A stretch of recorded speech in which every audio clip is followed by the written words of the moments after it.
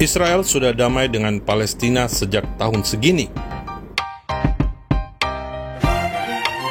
Shalom, saya Monique Rakers dari YouTube Fakta Israel. Saudara, hari ini Fakta Israel akan mengomentari pidato Presiden Prabowo di sidang Majelis Umum PBB ke-80 di New York.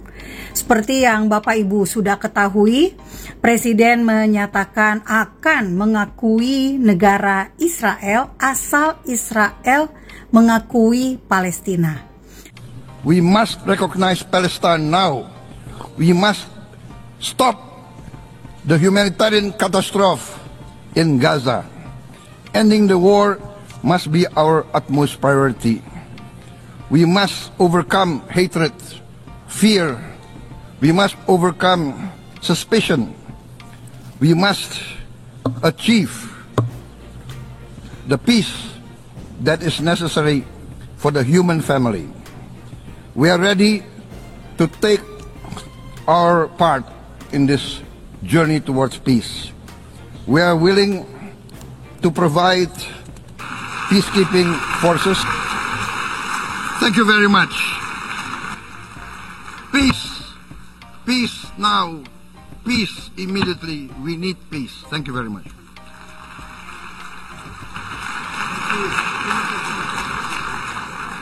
Nah, saya mengutip dari situs resmi Presiden ri.go.id, judulnya Indonesia tegaskan dukungan solusi dua negara. Presiden Prabowo ajak dunia akhiri tragedi Gaza. Nah, saya mengutip dari oleh karena itu, Indonesia kembali menegaskan komitmennya terhadap solusi dua negara dalam masalah Palestina. Hanya solusi dua negara inilah yang akan membawa perdamaian, tegasnya.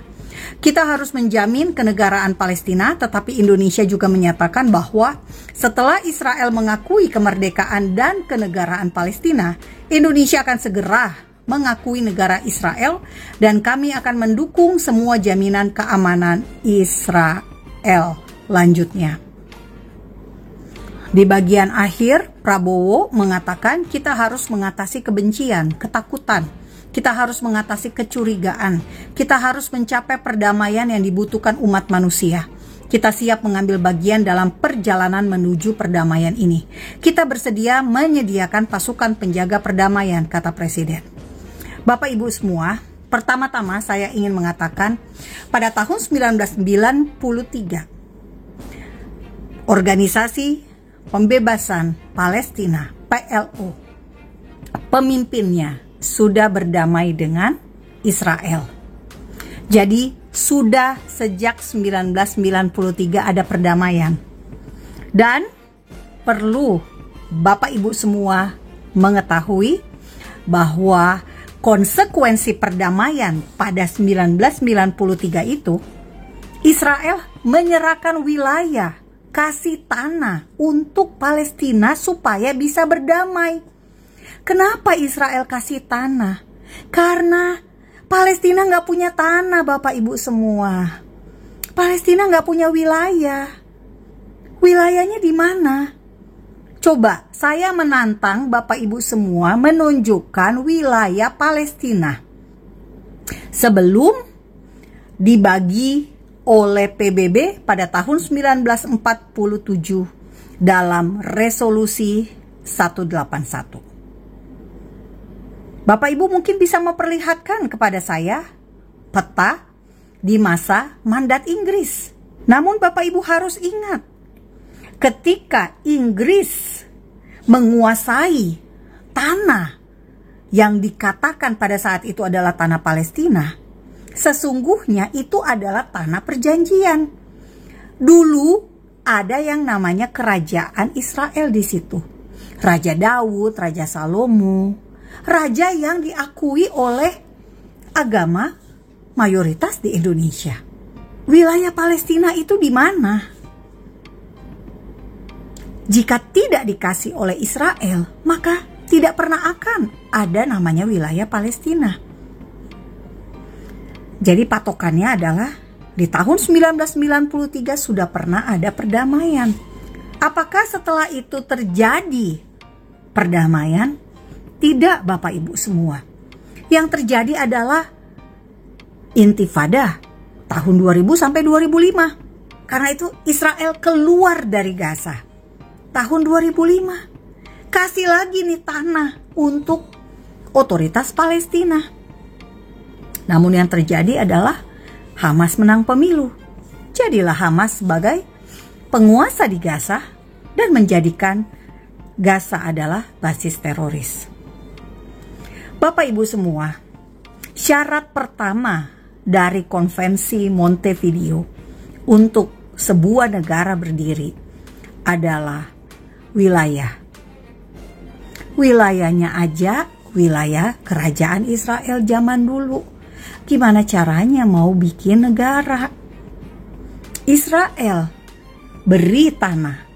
Kasihnya apa? Bethlehem, kota kelahiran Yesus, kota kelahiran Raja Daud. Memberikan Yeriko, kota yang direbut pertama kali oleh Yosua. Bahkan di dalam Islam pun ada kok tentang Yosua ini. Yusha disebutnya. Shikem diubah namanya kemudian menjadi Nablus. Hebron, kota, tempat di mana makam bapak leluhur Israel, Abraham, Ishak, Yakub beserta istri-istri mereka. Dibagi dua juga, untuk Israel dan untuk Palestina. Jadi saya menghargai keinginan dari Presiden Prabowo untuk mengakui Israel dengan syarat Israel mengakui Palestina. Kalau kita lihat tahun 1993 dengan adanya jabat tangan dengan penerimaan hadiah Nobel perdamaian buat Yasser Arafat, Shimon Peres, dan Yitzhak Rabin, kedua yang terakhir dari Israel. Itu adalah bentuk Israel mau hidup berdampingan. Namun sayangnya syarat yang ditetapkan oleh Kesepakatan Oslo tidak bisa diimplementasikan atau diterapkan oleh otoritas Palestina itu sendiri. Jadi Bapak Ibu, apa yang terjadi dengan negara-negara yang mendeklarasikan Palestina? Jangankan September 2025, sebelum ini saja sudah ada 149 negara yang mengakui Palestina sebagai negara. Apakah dengan pengakuan terhadap Palestina membuat Israel jadi tidak legal? Enggak juga Bapak Ibu. Israel tetap punya legalitas. Karena apa? PBB lah yang membagi tanah menjadi dua. Israel dengan resolusi 181 mendeklarasikan kemerdekaan. Dan kita di Indonesia, syaratnya adalah Israel mengakui Palestina, baru Indonesia mengakui Israel. Tanpa pengakuan pun kita sudah ada hubungan, minimal ekspor dan impor. Tanpa pengakuan dari Indonesia pun kita ada kerjasama, khususnya dalam hal militer. Dan kalau mau jadi pasukan perdamaian, waktu itu Indonesia mengirim pasukan perdamaian di UNIFIL di Lebanon. Itu pun harus ada izin dari negara yang akan dijaga.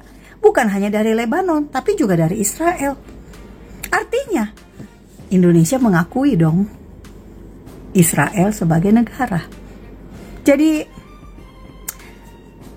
saya hanya mau bilang, mari kita tahu geopolitik, mari kita belajar sejarah, supaya kita bisa memahami apa yang terjadi di masa akhir zaman ini. Fakta Israel akan kembali dengan data dan fakta selanjutnya. Pastikan Anda subscribe dan terus dukung kebenaran. Damai hanya bisa jika ada kebenaran.